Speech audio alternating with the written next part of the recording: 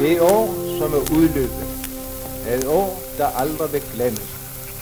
I denne stund går mine tanker til dem, som i det forløbende år har mistet deres kære. Kong Frederik den 9. er død. Længe leve hendes majestæt, dronning Margrethe den anden. Guds hjælp, folkets kærlighed, Danmarks styrke.